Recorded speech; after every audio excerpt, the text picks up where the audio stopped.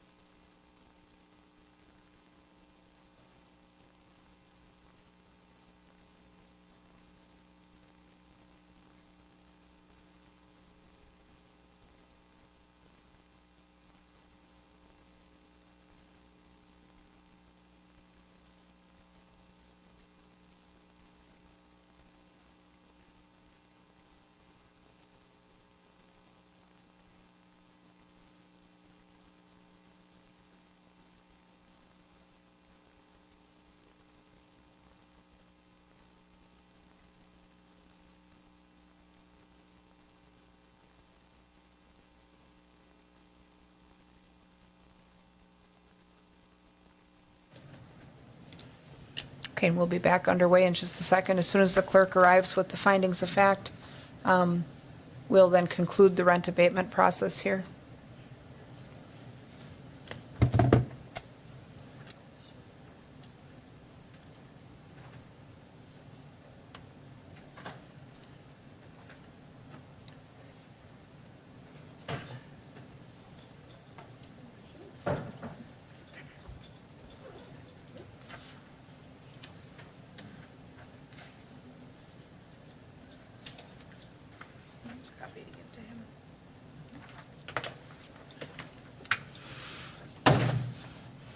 Okay. Having heard testimony and evidence at the public hearing May 15th, 2023, the Public Health and Safety Committee for the City of Wausau does hereby make the following findings of facts, decision, and order in the above referenced matter. In the rent abatement hearing for Maine and Billy Chandavong with respondent landlord by Vu, based upon the testimony of and the evidence presented by the tenant and other witnesses, the committee makes the following findings of fact. That an abatement hearing request form was timely filed by the tenant concerning 709 Jefferson Street in Wausau, Wisconsin, known as the premises, on March 16, 2023. We do note that the premises was incorrectly designated as 705 Jefferson Street on the request form, but the premises is in fact located at 709 Jefferson. The tenant alleges rent-impairing violations arising under 14 sections of the Basic Housing Property Maintenance Code, BOCA Code, adopted by the City of Wausau pursuant to Wausau Municipal Code, Section 16.04.010, concerning alleged defects in the premises, windows, interior walls, ceilings, floors, heating facilities and equipment bathroom, plumbing fixtures and systems, lack of smoke and carbon monoxide detectors, foundations, walls and roof, and failure to register rental contact information. The committee heard testimony and reviewed evidence presented by the tenant and the City Division of Inspection and Zoning. An interpreter was present during the hearing via WebEx from SWITS as requested by the tenant, but was ultimately dismissed as not being necessary. The tenant is an eligible tenant and has lived in the premises prior to and including the time of the initial inspection by the division. The tenant assumed occupancy of the premise under a lease. The tenant continues to reside at the premises as of the present time. The tenant's rent is $800 per month. Based upon evidence presented, rent has been paid through May 2023. The premises was inspected by City Inspector Travis Lipinski on January 11, 2023, in response to a complaint about the premises registered by a family member. The inspection of January 11, 2023 revealed 13 violations of the City of Wausau Housing Code, Wausau Municipal Code, Section 10.04.010, adopting the BOCA Code, and one violation of Wausau Municipal Code, Section 16.04.030, related to residential rental contract registration, some of which were alleged to be potentially rent abatable, others which were not. Written notice of the observed violations was prepared and mailed to the landlord on January 17, 2023. The notice stated all violations were to be brought into compliance with the code by February 17th of 2023. The notice also provided that if any rent impairing violations were not corrected within the allotted timeframes, that the tenant of the premises may be eligible for rent abatement under City of Wausau Rent Abatement Ordinance, Wausau Municipal Code, Section 16.04.037. The premises was again inspected on February 16, 2023. Two violations of the Wausau Housing Code, Wausau Municipal Code, Section 10.04.010, adopting the BOCA code related to a leaking roof and damaged ceiling were observed. Written notice of the violations was prepared and mailed to the landlord that same date. These violations were ordered to be corrected by February 20th of 2023. This notice did not provide that either of those violations were potentially available for rent abatement. The committee agrees and finds those violations are not eligible for rent abatement. The committee finds that the compliance by periods in the January 17th, 2023 notice letter were reasonable given the nature of the violations. The committee finds that while the tenant sets forth in the complaint that there are 14 possible rent impairing violations, the actual January 17, 2023 notice indicates that only 7 violations may be rent impairing.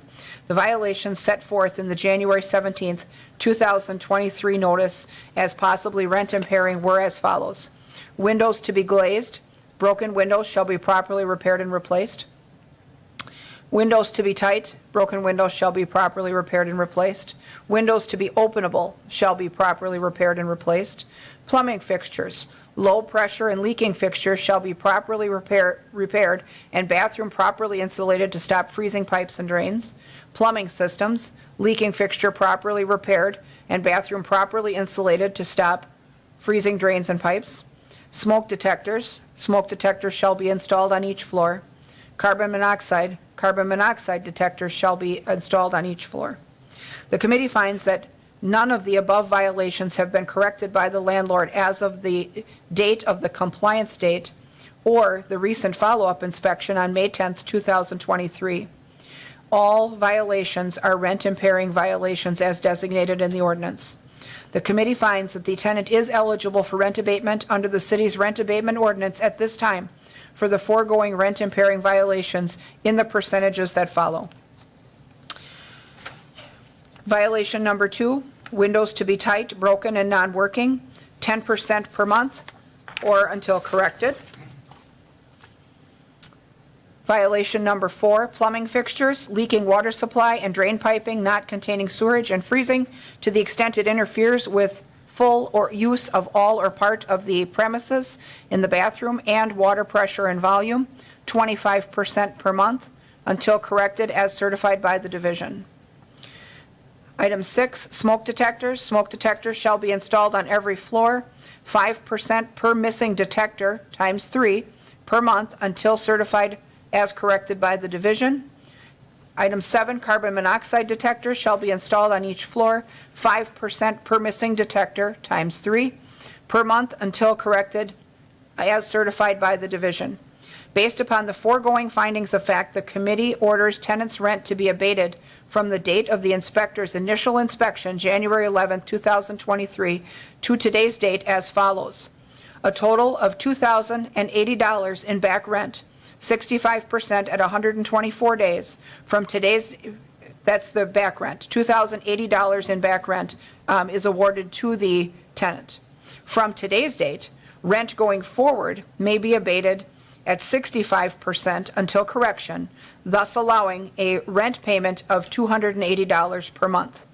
Absent a lump sum payment of $2,080 from landlord to tenant for back rent, the tenant may withhold rent up to 95% until the sum of $2,080 has been recovered. Upon certification by the division that a violation has been satisfactorily completed, the portion of rent abatement attributable to that violation shall be concluded as of the date of certification, and the amount of monthly rent that may be abated shall be reduced accordingly. This decision and order is a final administrative determination. All exhibits submitted by the parties at the May 15th hearing and received into evidence by the committee, and all exhibits submitted by the city inspector and attached as part of the committee's agenda for this hearing, particularly but not limited to those referenced in this decision, are hereby incorporated into the decision and the official record on this matter.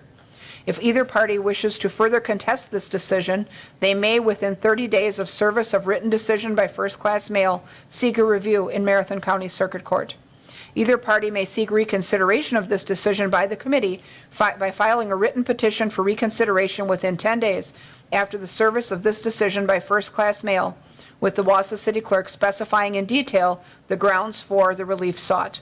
Further information and the procedure to be followed for reconsideration is contained in the Municipal Code at Section 16.04.037, Section D, Sub 6. Neither the filing of a petition for reconsideration nor the institution of the proceeding for judicial review shall stay the decision of this committee. This decision is dated May 15th, 2023. I'll sign a copy to provide to the tenant, and the tenant can begin abating rent immediately.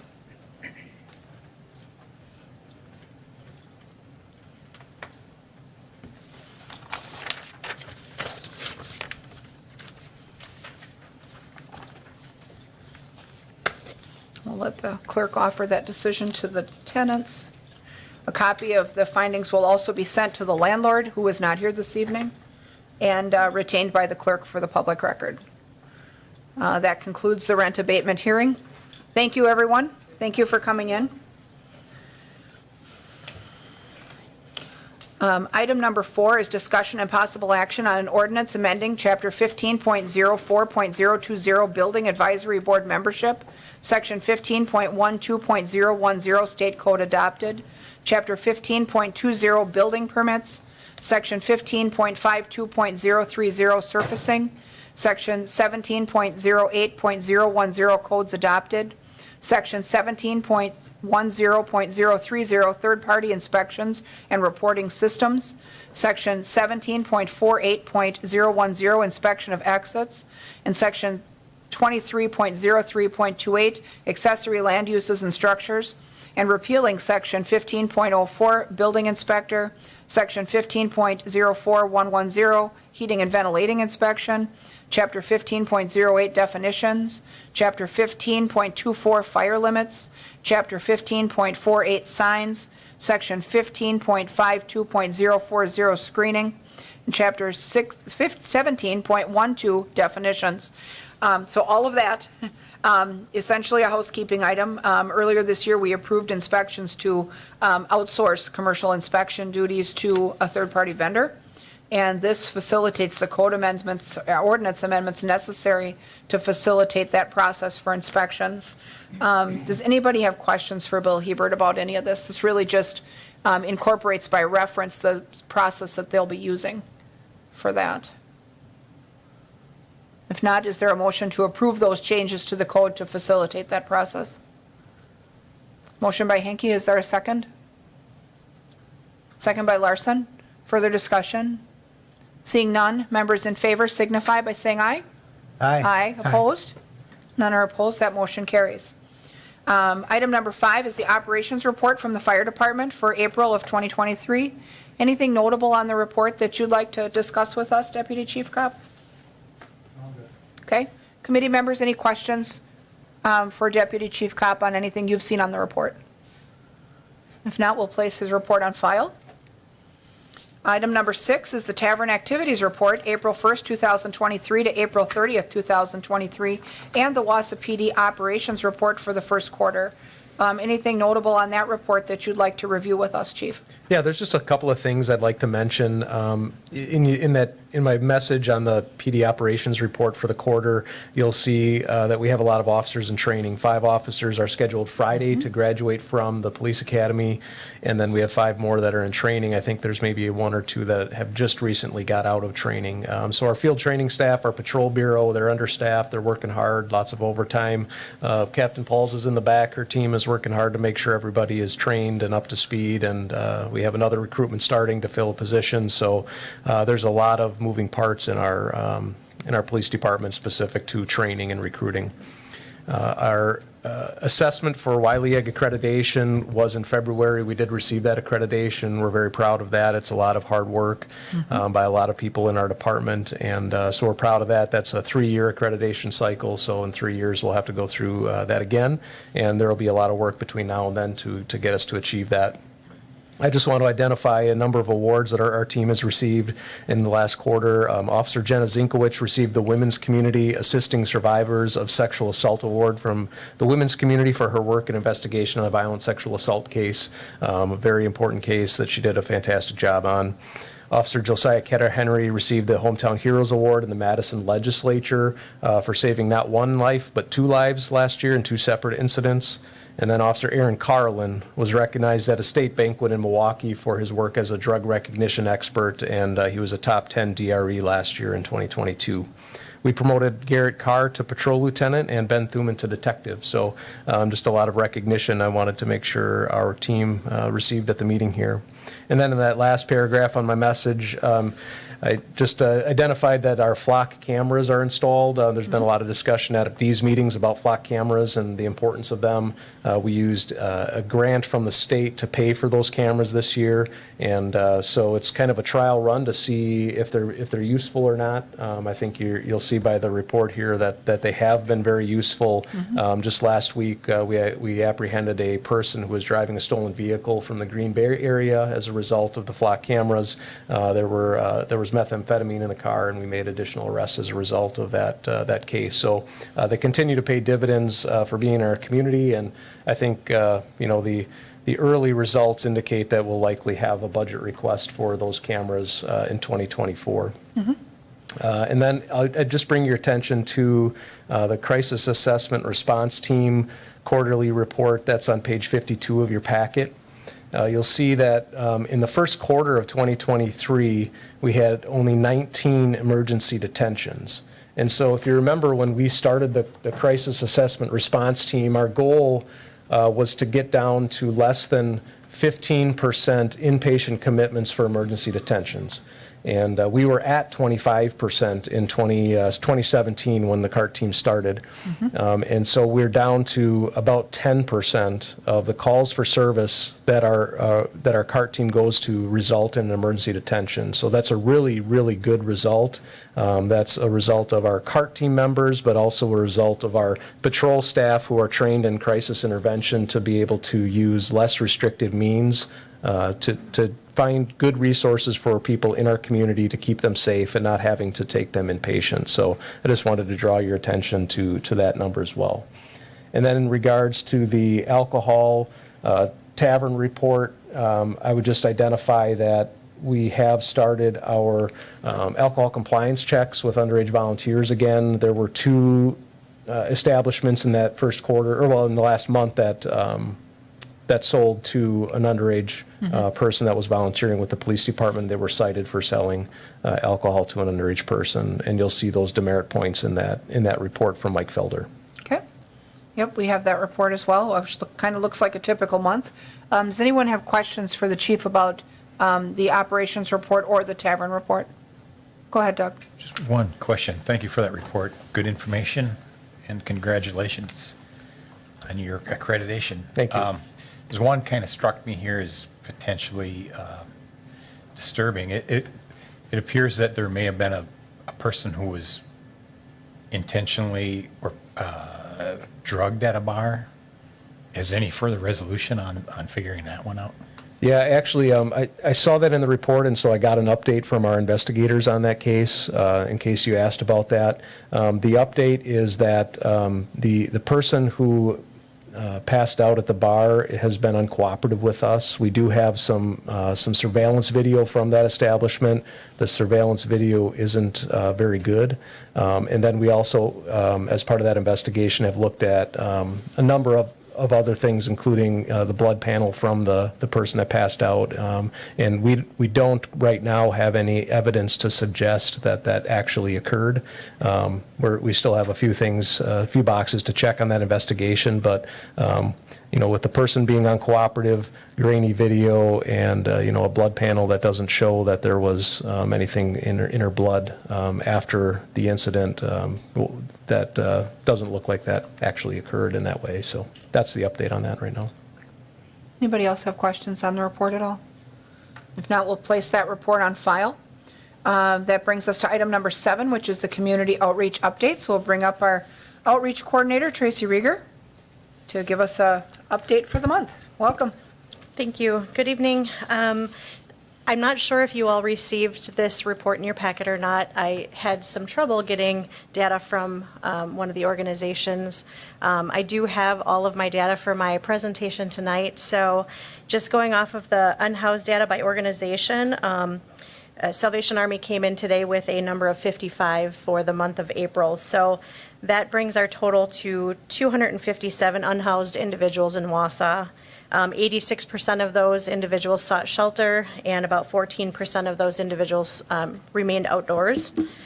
I just want to touch on capacity real quick. The capacity for the Salvation Army remains at 28. The Wausau Warming Center has increased their capacity to 30, and that happened on the 28th of April. So they had been at capacity of 25 with an overflow up to 30, but they have since changed that from 30 with an overflow up to 40.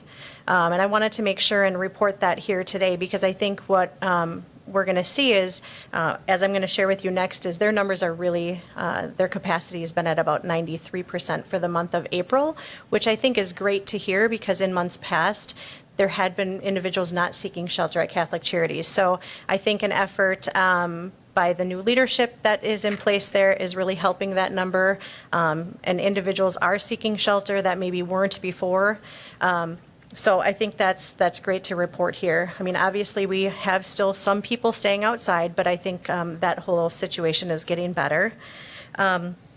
So again, for the month of April, the Salvation Army reached capacity 5 days out of that month, and Catholic Charities reached capacity 28 days out of the month of April. So in terms of turnaways, Catholic Charities did have a high number in April. They had a number of 74. I can tell you that since they have increased their bed number, that number has decreased dramatically. So even going into the month of May, we're seeing, I think, less than 10 so far this month. So I think that their plan of increasing beds has really helped. Salvation Army had a turnaway rate of 17. So that was 8 men, 8 women, and 1 family in total. As far as my work goes, this past month I did successfully house 1 individual. That brings the total up to 23 housed, and 100% of them remain housed today. I know I come to this meeting every month and I talk about a housing success story, but today I want to talk to you really briefly, and I know everyone's probably anxious to get home and get some dinner, so I'll make it brief. But this month's success is about a gentleman who was here from Iowa, and I was successfully able to reunite him with his family. And we don't hear a lot of that because a lot of our unhoused individuals don't have that support. This individual did, so I was able to reunite him with his family just last week. So his mom reached out to me and thanked me very much for helping him get back home. So any questions at all? That's excellent. Does anyone else have? Go ahead, Chief. If I could just add a couple of things. One is, I think Tracy's being humble, and she's done a lot of work, and there's one case that she didn't talk about specifically. She's bent over backwards for an individual and connected that person to resources in La Crosse, and she spent lots and lots of time, both at work and while she's off, trying to make sure that that person finds his way to the right place. She's doing a tremendous job, and I think without her, we wouldn't have the momentum we have in terms of housing people that are currently unhoused and encouraging them to use the resources that exist in our community. And in regards to her update in the warming center, they did expand capacity. That is making a difference. And I think the fact that the warming center and the Salvation Army are at capacity signals that we're seeing progress. And our goal is to encourage people to use the resources that exist and not live outside. And that's what we're seeing is people are starting to use those resources now. So I would say that, we're gaining momentum and traction with some of the enforcement in the parks and not along the encampments at this point. So I just think we need to continue that, and I think we're seeing success with that. Excellent. And before the meeting, Tracy stopped up. She's updated this pamphlet that's resource guide for the unhoused. So she's updated this document's available. So I had her leave some here in the council chamber also for us.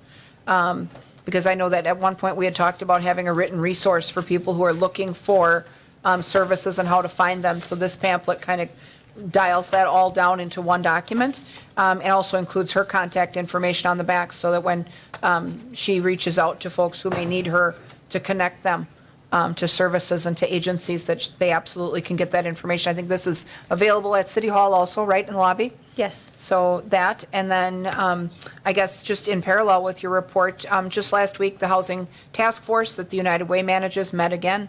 And we also had some discussion about expanded capacity at the shelters and the resources that are available and the increased utilization of resources. And I think it's helpful for us to be able to report back to the community that since the flooding situation that occurred along the riverbank, and then since the subsequent enforcement of the urban camping ordinances, people had not only were treated with a lot of dignity and sensitivity. They found a place to go. They continue to find places to go. And I think that you even indicated at that meeting that in some cases, people have been a little more willing to talk to you and accept your help, that when you put your hand out, that they're willing to grab on and work with you to get that help rather than, exist in this cyclical state of misery that, perhaps was happening before those interventions. So I think we're seeing good momentum and the beginnings of a success story. I really do. Does anyone have questions for Tracy at all about her work or any of the efforts that are underway? If not, we'll place her report on file as well for the month. So thank you for that. Thank you. You bet. With that, the last item on our agenda is a closed session item. That item will not require open session action at this time. It's too soon for open action, I believe, on this item. So the committee, my guess is we will probably adjourn in closed session after receiving the report.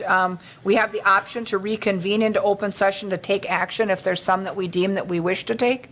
But at this point, definitive action and forward plans are not planned for the evening. So with that, would somebody read the closed session language? Go ahead, Chad, thank you. I move we go into closed session pursuant to section 19.85, sub 1, sub D of the Wisconsin statutes for the purpose of considering strategy for crime detection or prevention relating to threat assessments, safety concerns, and vulnerabilities as they relate to open spaces and special events. Okay, with that, is there a second? Second from Larson. We'll do a roll call vote for closed session.